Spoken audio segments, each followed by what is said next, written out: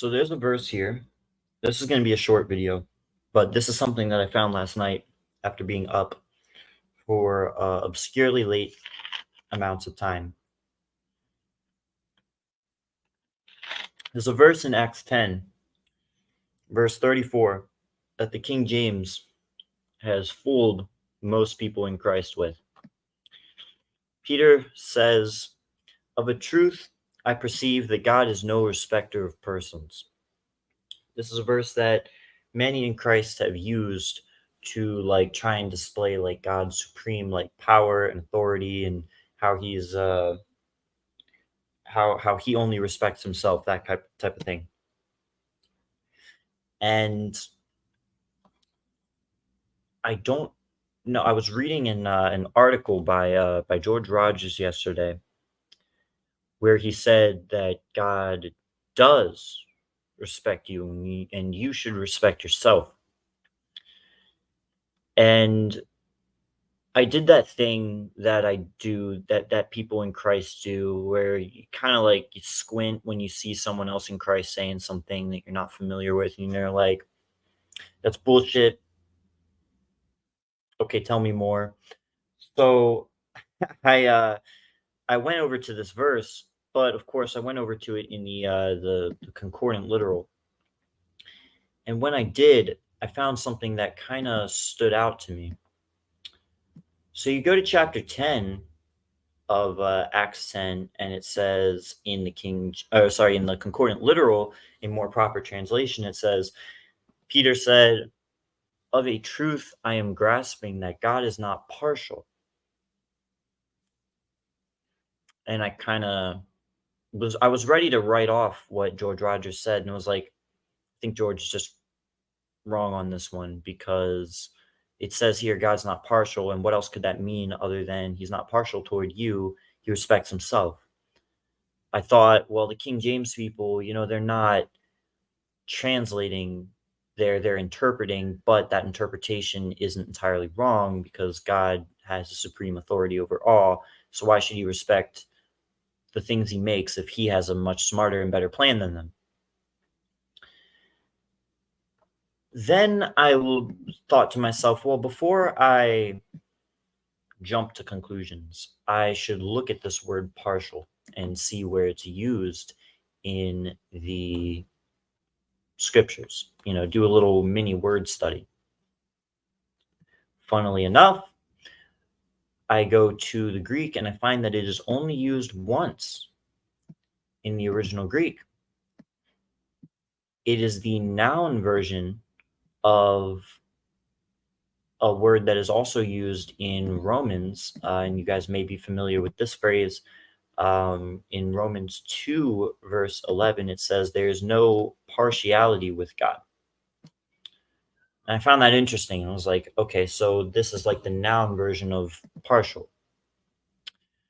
Now, what does partial mean? The word here is this really long, convoluted word that I'm not entirely sure I know how to say, but I'm going to shoot my shot. It's prosopolapitas. Let me actually do this. Strong's G 4381. Prosopalemptes. Prosopalemptes. Okay, so I'm wrong. It's prosopalapitis. Okay. Prosopalaptes. Okay, my fault. Prosopalaptes. So I'm looking at this word, and I was like, okay, what is this meaning? And I figure the best way to do it is to look at two different things. The first was looking at the root words here. The first root word here is prosopon. What it means is laid out here.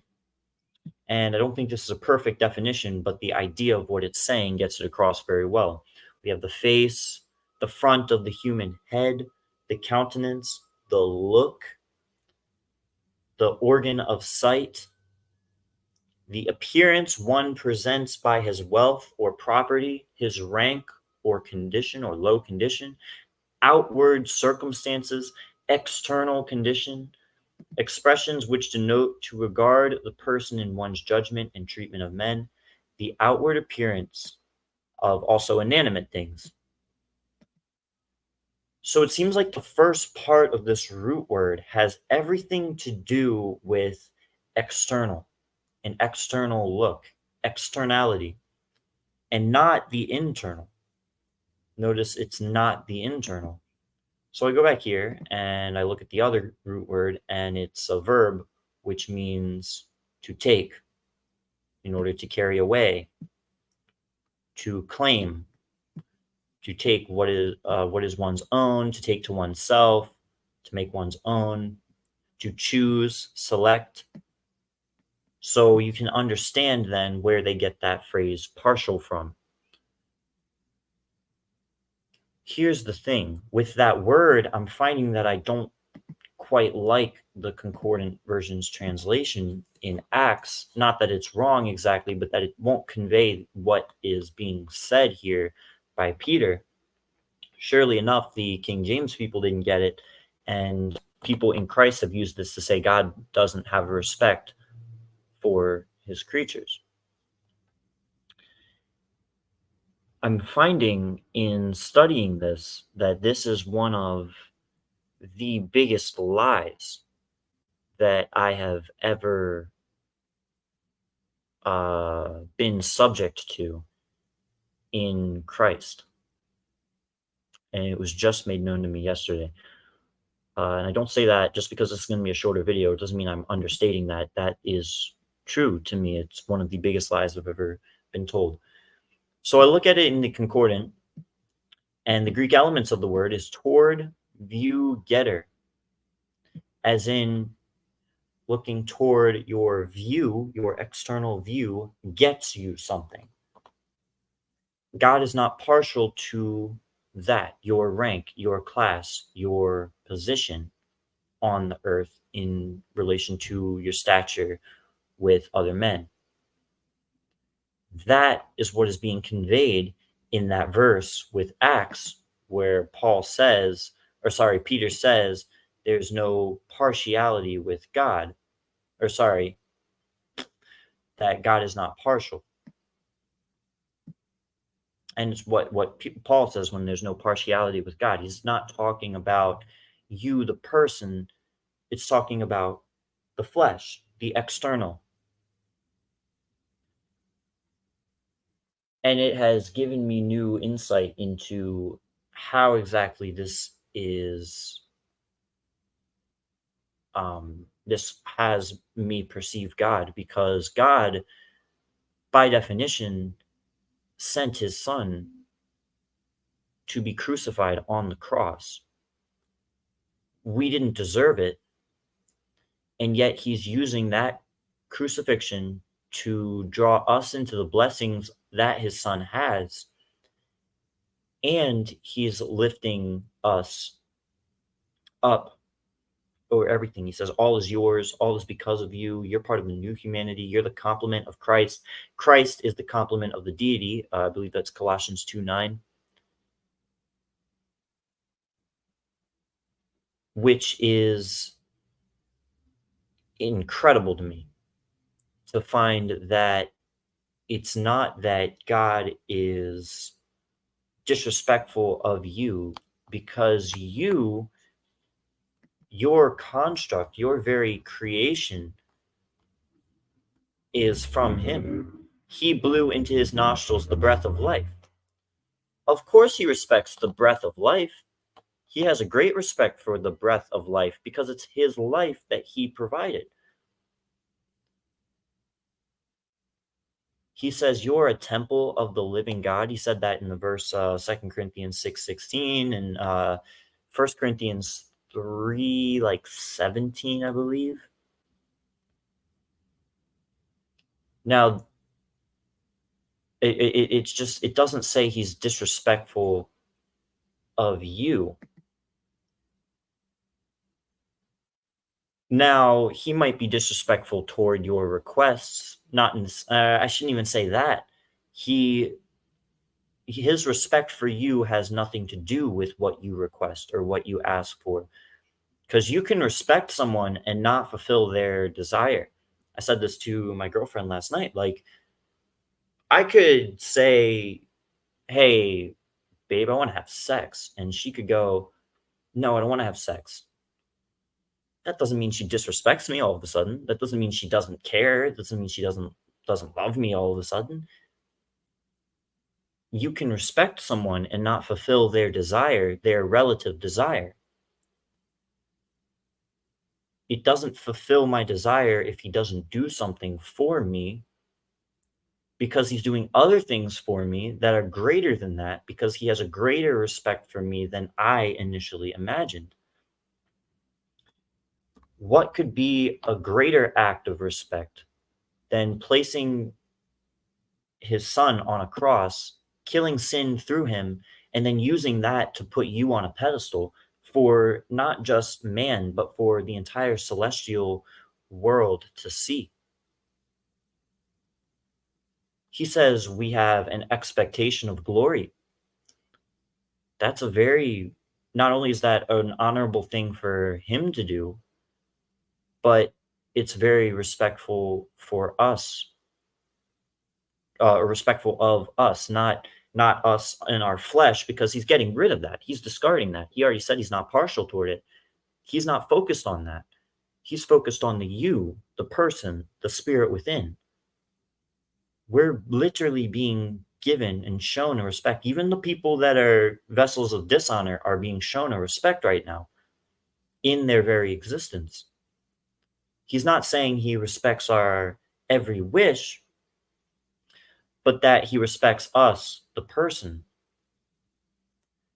And his proof of that is what he lays out by Paul and makes known to you.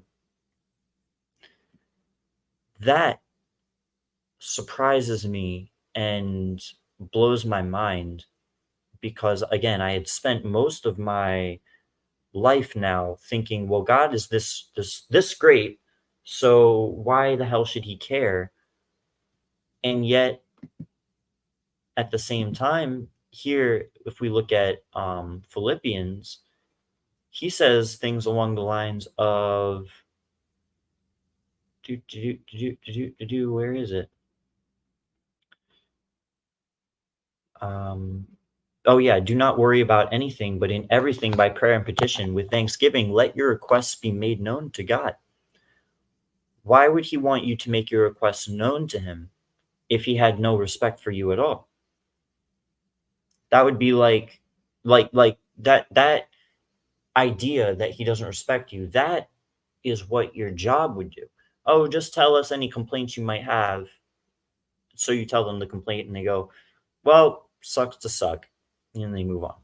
But God's not like that. Clearly, it's not like that. The peace of God that is superior to every frame of mind will be garrisoning or protecting your hearts with military severity.